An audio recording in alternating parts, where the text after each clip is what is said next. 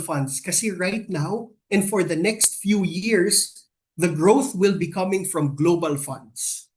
It will not be coming from Philippine funds. Uulitin ko po, the growth over the next few years will come from global funds. It will not come from the Philippine Stock Exchange Index. It will not come from Philippine bonds, Philippine fixed income, and all of that. It will come from global assets. So when you offer your ILPs, your VULs to your clients, ang top of mind na dapat na ino-offer nyo are the global funds. Kasi for the lack of a better term, yung Philippine assets, medyo nganga siya. Medyo alanganin siya. So let's have a shift in paradigm. Try to offer the global funds first. Okay. This is a chart na parang napakita ko na kanina, pero this is the US interest rates naman. Currently, it's at 4.25% ang interest rates.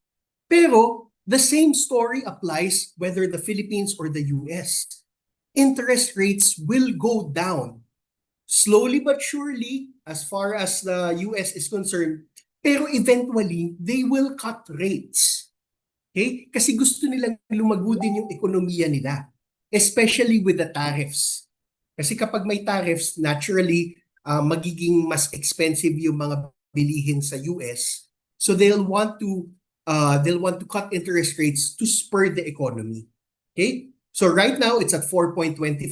Noong 2023 it was 5.5. 2024 4.5. Ngayon nasa 4.25. We expect it to end the year at 3.75 and then next year at 3.25%. The same story applies. Interest rates will go down. Okay.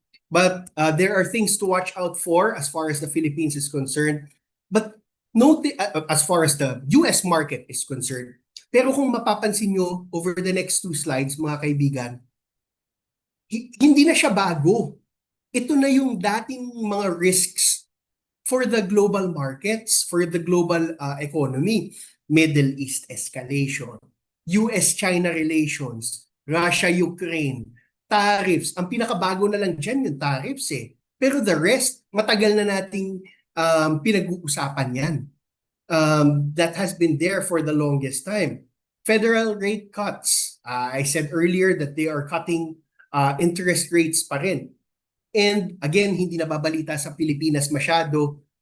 Actually, November 4, tomorrow, in the US, there is a US elections for Congress and governors in the US. Now, this can change kasi yung mga majority-minority as far as the Congress is concerned, whether they will be supportive to the current president or not. Not much is happening in the Philippines. A little is happening globally. So what now? So ang outlook natin is this. This is just the slides I showed you earlier. Okay? Central banks will cut rates. Ito yung sa US. On the left-hand side is the US interest rates. Pababa siya. On the right-hand side is the Bangko Sentral interest rates. Pababa din po siya. Okay? That's the expectation. So, interest rates are expected to go down. Okay. Interest rates are expected to go down. If there is one slide, ladies and gentlemen, that I want you to take note of, ito na lang po yun. We expect interest rates to go down. So what? Anong kinalaman ito sa mga kliyente namin? How will this help our clients in making our recommendation to them as financial advisors? Okay? So what? Ladies and gentlemen, the message is simple. Interest rates will go down, so you are better off locking rates now kesa antayin mo next year, kesa antayin mo next week na bumaba na siya. So ngayon pa lang, i-lock in na ni client ang interest rates habang medyo mataas pa. Naintindihan po? If you want to be invested, invest now in fixed income securities, in guaranteed products, kasi mataas pa ang interest rate. Kapag naubos po yan, wala na. You, kumbaga, I'll go slides back, Bangko Sentral, mag-invest ka na ngayon na nasa 4.5% pa ang interest rates, kesa mag-invest ka next year at 4% na lang. And the year after that, possibly 3.75% na lang. That is the message that I want to share with you right now. Sa dinami-dami ng sinabi ni Carlo, ito na lang po yung tandaan nyo. And we have a lot of products right now that guarantees payouts to clients. Ngayon pa lang, i-lock in na nila to. PruWealth 10, for example, 5% annual payout for the next 10 years. Okay? Madaliin nyo na po i-offer yung PruWealth 10 because paubos na po siya. Friends, kapag naubos po yung 1 billion allocation for PruWealth 10, wala na po yan. That will be gone forever. Okay? Because we will not be able to find an investment that will give you 5% pa. Ngayon nga, medyo palugi na si PLUK kasi currently, di ba, ang interest rates ay nasa 4.75 but we're paying out 5%. Guaranteed. Unlike cash flow fund. Cash flow fund kasi non-guaranteed payouts yan. Pero PW10 will give you 10% guaranteed. Walang risk as far as the investor is concerned. Ang nagbe-bear ng risk dito is PLUK. Pru Lifetime Income, for example, Pru Lifetime Income is the one that gives 10% starting the 11th year. Okay? So these are guaranteed products that the clients can take advantage of ngayon pa lang. Because when the time comes, when the central banks continue cutting interest rates, wala na po yan. And that is the message that I want to share with you tonight.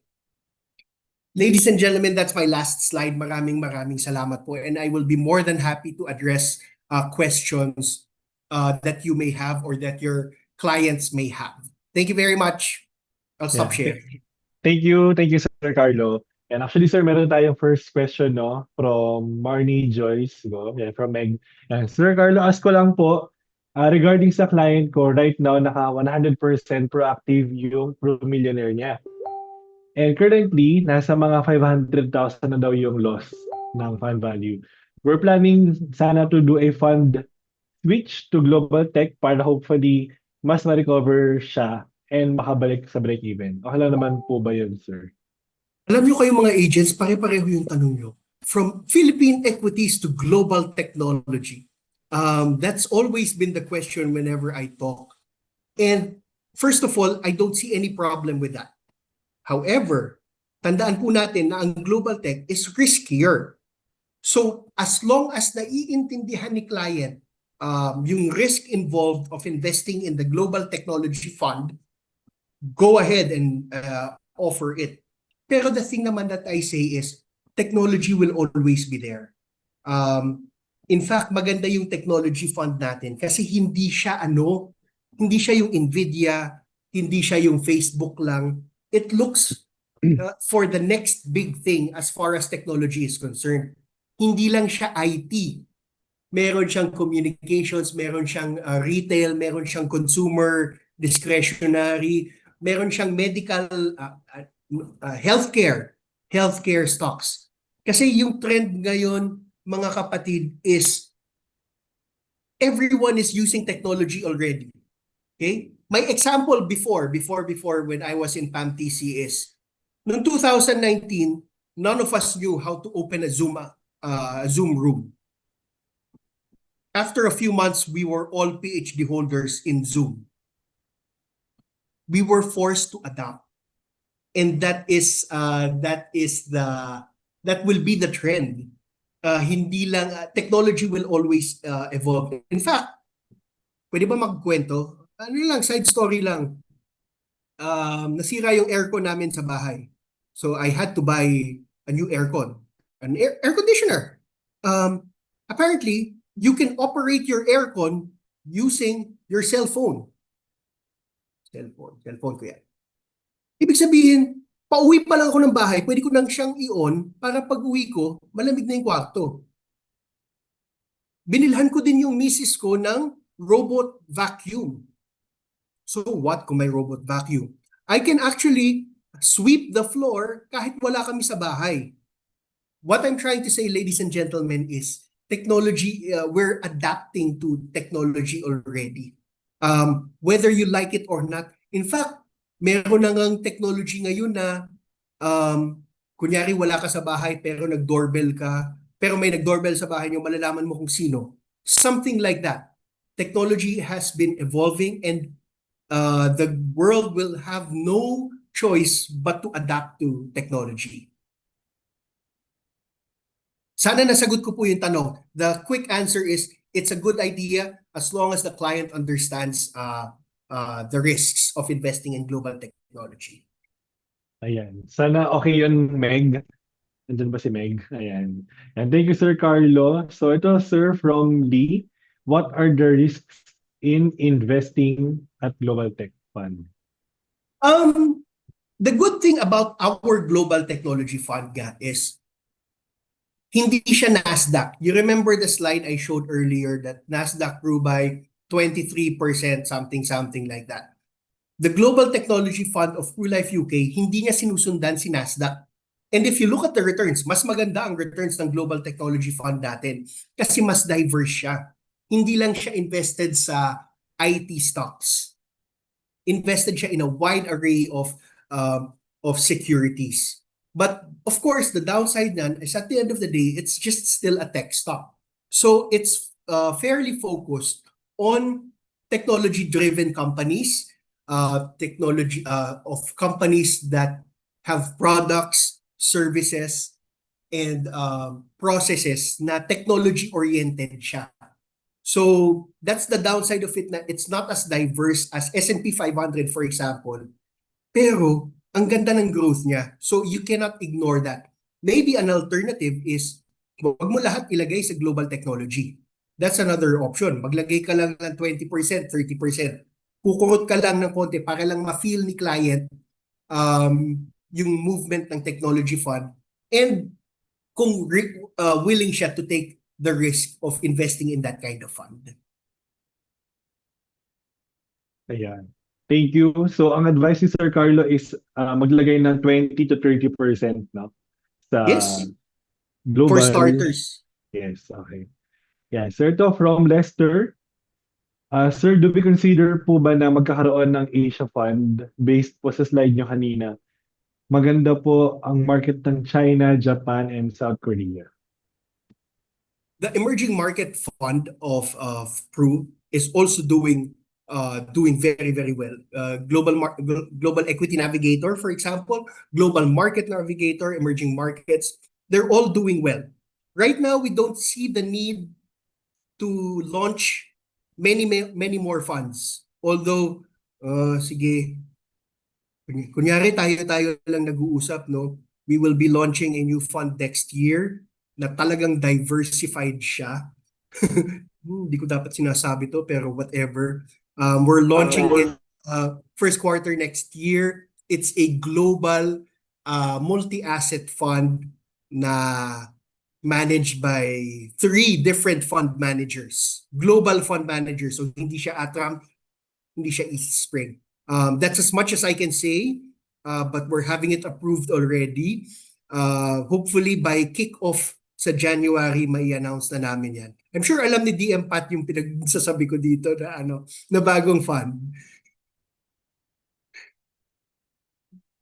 Ayan.